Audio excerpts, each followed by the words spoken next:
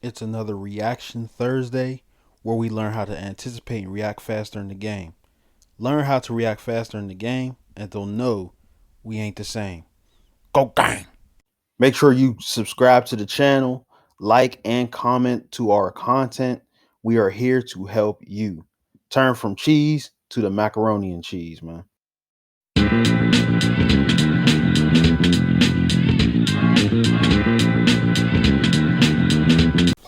It's another Reaction Thursday where we're going to learn how to properly cut for basketball. This is basically for beginners because a lot of beginners don't understand cutting for basketball. So let's go and talk about the three main points of this video. And then the first point we're going to talk about is the importance of cutting in basketball and running without the ball. Oh, my listening. This allows you to get open. A lot of times as a beginner, we're not the greatest of dribblers. So learning how to cut is a great way to get points, and it's an easy way to get points because we're not dribbling. All we're doing is running off the ball towards the basket or away from the basket towards the basket. Also, it allows the defense to collapse and it's able for shooters to do what they do best, and that's shoot. Every team got shooters, and you want to make sure that they have enough space to shoot. So when you're cutting and you're getting those points cutting off the ball, it allows you and it gives you space to shoot, and it gives space for others to shoot. So you want to make sure that you understand how to cut, which we'll go into. Let's learn about the importance of cutting.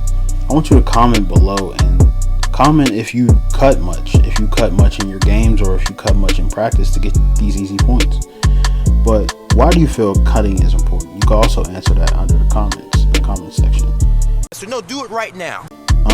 Cutting is important to me, and I feel like it's very important to others as well, is because especially as a beginner, when somebody's playing tight on you and they're defending you very, very close, that can be very intimidating, especially if you have the ball in your hands. Whether you don't or you do have the ball in your hands, cutting can allow you to get that space that you need. A lot of times we just tell players, like sometimes players are just told like, oh, well, you just gotta get your skill together. And sometimes coaches just brush over it and they're just like, oh, well, they'll just learn. They just gotta get their game together. But if you don't have your game together, you're just supposed to not score points. No. So cutting also helps you in that regard. It helps you get easy points, and it helps you deal with that instead of just trying to dribble around a defender and your skill's not that good. So in order to be a great cutter, you have to use the art of deception, which is the last point in this video. You have to be able to fool the defender into thinking that you're going in a direction that you're not. Why are you making it complicated? It's easy. Sometimes people view cutting as just cutting towards the basket. You can cut away from the basket as well.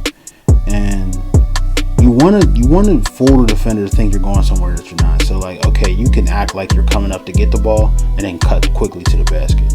Or you can act like you're cutting to the basket, then pop out, then cut to the basket.